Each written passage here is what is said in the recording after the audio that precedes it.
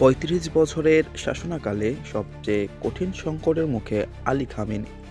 ইরানের ভেতরে সক্রিয় ইসরায়েলি গোয়েন্দারা পতন কি হবে খামেনি সরকারে ইরানের ৩১টি প্রদেশের ১৮০টি শহরে ৫১২ জায়গায় ছড়িয়ে পড়েছে চলমান বিক্ষোভ। পরিস্থিতি নিয়ে কি বলছেন আলী খামেনি ও ট্রাম্প?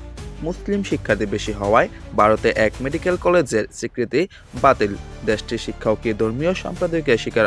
আসসালামু আলাইকুম, দেখছিলেন ইন্টারন্যাশনাল ওয়ার্ল্ড নিউজ। হেডলাইন: ৩৫ বছরের বেশি শাসনামলে অন্যতম কঠিন সংকটের মুখে এখন ইরানের সর্বোচ্চ ধর্মীয় নেতা আয়াতুল্লাহ আলী খামেনি। ইরানের চলমান বিক্ষোভে শুধু মার্কিন ইন্ধন নয়, দেশটির ভিতরে এখন জোরালোভাবে সক্রিয় রয়েছে ইসরায়েলের গোপন গোয়েন্দা নেটওয়ার্ক মোসাদ এজেন্টরা। আর তথ্যটি নিশ্চিত করেছেন খোদ নেতানিয়াহু সরকারের মন্ত্রী অবিখাই এলিয়াহু। এবারে বিক্ষোভে কি খামেনি সরকারের পতন হবে, কি বলছেন বিশ্লেষকরা? হাফিজুল ইসলামের ডেস্ক রিপোর্টে, ইরানের ভেতরে এই মুহূর্তে গোপন অপারেশন চালাচ্ছে মোসাদের গোয়েন্দা নেটওয়ার্ক। সম্প্রতি এমন বিস্ফোরক স্বীকারোক্তি দিলেন ইসরায়েলের হেরিটেজ মন্ত্রী আমিখাই এলিয়াহু। গত জানুয়ারির ইসরায়েলি সেনাবাহিনীর রেডিও জাহালে দেওয়া এক সাক্ষাৎকারে তিনি সাফ জানিয়েছেন তাদের লোকজন এখনও ইরানের মাটিতে কাজ করছে। সংবাদ মাধ্যম ইসরায়েল হাইমে বাড়াতে জানানো হয়, নেতানিয়াহু সরকারের হেরিটেজ মন্ত্রী দাবি করেন গত বছর চালানো হামলাগুলো হঠাৎ করে হয়নি, বরং ইরানের ভেতর থেকে আগেভাগে প্রস্তুতি নিয়েছিল মুসাদের গুপ্তচর ও তাদের সাহায্যকারী স্থানীয় এজেন্টরা। এই এলিয়াহুর এমন বক্তব্যের পর প্রশ্ন উঠেছে, তাহলে কি ইরান চলমান আন্দোলন আরও উস্কে দিয়ে খামেনি সরকার উৎখাতের ষড়যন্ত্র করছে? তেল আবিব: ইসরায়েলি গুপ্তচররা ইরানের সরকার উৎখাত করার বিষয়ে এখন কাজ করছে কিনা এই প্রশ্নের উত্তর দিয়েছেন হেরিটেজ মন্ত্রী আমিখাই এলিয়াহু। তিনি জানিয়েছেন, এই মুহূর্তে ইসরায়েলের পক্ষে কিছু লোক ইরানের অভ্যন্তরে কাজ করছে, কিন্তু খামেনি সরকার ফেলে দেওয়ার চেষ্টা এখন তেল আবিব করছে না, বরং ইরান যেন কোনোভাবেই হুমকি হয়ে উঠতে না পারে সেটা নিয়ে কাজ করছে মোসাদের গোয়েন্দা নেটওয়ার্ক। এর মধ্যেই ইরানের উপর সরাসরি মার্কিন সামরিক হামলা হুমকি আরও উত্তপ্ত করে তুলেছে পরিস্থিতি। সামরিক শক্তি, আঞ্চলিক প্রভাব ও অর্থনৈতিক খাত সব দিক থেকে ইরানকে নিয়ন্ত্রণে রাখাই ইসরায়েল আমেরিকার মূল লক্ষ্য। তবে ইসরায়েল মন্ত্রী স্বীকার করলেও ইরান পরিস্থিতিকে ওয়াশিংটন তেল আবিব সম্পৃক্তের আনুষ্ঠানিক কোনো তথ্য এখনও সামনে আসেনি। সর্বোচ্চ ধর্মীয় নেতা আয়াতুল্লাহ আলী খামেনি তার ৩৫ বছরেরও বেশি সময় শাসনকালে এমন কঠিন পরিস্থিতিতে কমে পড়েছেন।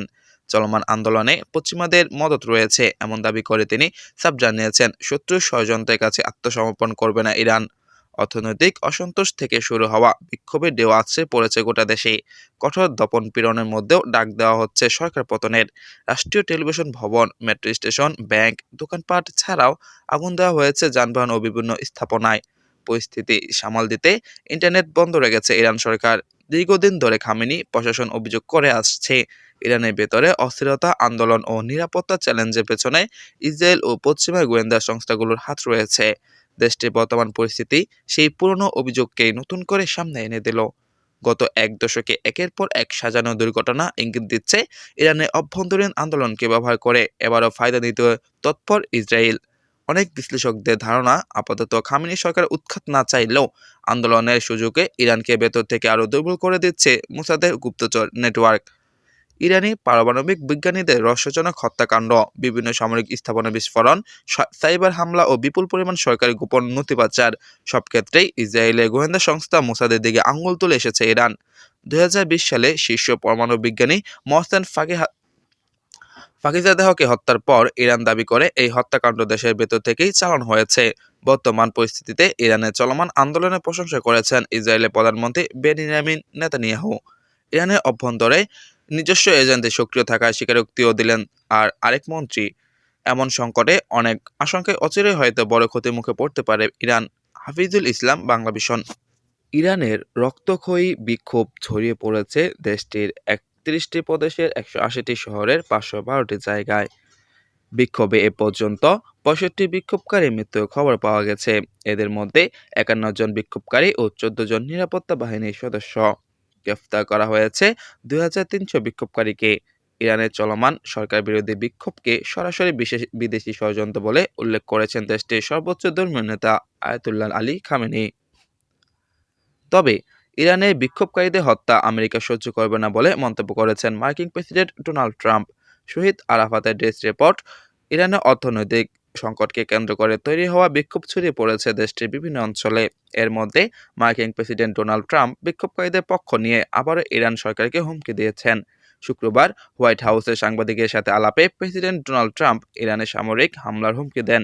বলেন, ইরান সরকার বিক্ষোভকারীদের হত্যা করলে যুক্তরাষ্ট্র হামলা চালাতে বাধ্য হবে। তেহরানের সামনে মহাবিপদ অপেক্ষা করছে বলে সতর্ক করেন মার্কিন প্রেসিডেন্ট। ইরান সরকার যদি বিক্ষোভকারীদের আগের মতো হত্যা করা শুরু করে, আমরা হস্তক্ষেপ করব, হামলা চালাবো, কঠোর হামলা চালাবো। আমার কাছে মনে হয় ইরান সরকার বড় বিপদ আছে। বিক্ষোভকারীরা অনেক শহরে নিয়ন্ত্রণ নিয়েছে। কয়েক সপ্তাহ আগেও কেউ এটা চিন্তা করেনি। মিলিয়ন ব্যারেলস। এদিকে বিক্ষোভকারীদের কঠোর সমালোচনা করেছেন ইরানের সর্বোচ্চ নেতা আয়াতুল্লাহ খামেনি। তিনি বলেন, এরা যুক্তরাষ্ট্রের প্রেসিডেন্টকে খুশি করতে বিক্ষোভ করছে, বিদেশি শক্তির বিরুদ্ধে রুখে দাঁড়াতে তরুণ সমাজকে এগিয়ে আসতেও বলেন তিনি। বিক্ষোভ দমাতে কঠোর ব্যবস্থা নেওয়ার ইঙ্গিত দিয়েছেন ইরানের ন্যাশনাল সিকিউরিটি কাউন্সিল। ইসলাম বিপ্লবী গার্ড বাহিনী গোয়েন্দা শাখাও তথাকথিত শত্রুদের পরাজয় নিশ্চিত না হওয়া পর্যন্ত অভিযান চালিয়ে যাওয়ার ইঙ্গিত দিয়েছে। ইরানের বিক্ষোভকারীরা ক্রমশ সহিংস ও বেপরোয়া হয়ে উঠেছেন। শুক্রবার জুমার নামাজের পর আন্দোলনকারীরা খামেনির পদত্যাগ চেয়ে স্লোগান দিতে থাকে।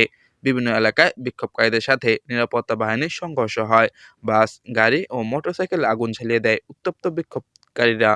পরিস্থিতি নিয়ন্ত্রণে নিরাপত্তা বাহিনী গুলি চালালে অনেকে হতাহত হয়। বিক্ষোভ দমনে নিরাপত্তা বাহিনীর সহিংসতায় গভীর উদ্বেগ জানিয়েছেন যুক্তরাজ্য, জার্মানি ও ফ্রান্সের নেতারা। নিহতদের ঘটনায় উদ্বেগ জানিয়েছেন জাতিসংঘ। শহীদ আরাফাত, বাংলা নিউজ ডেস্ক।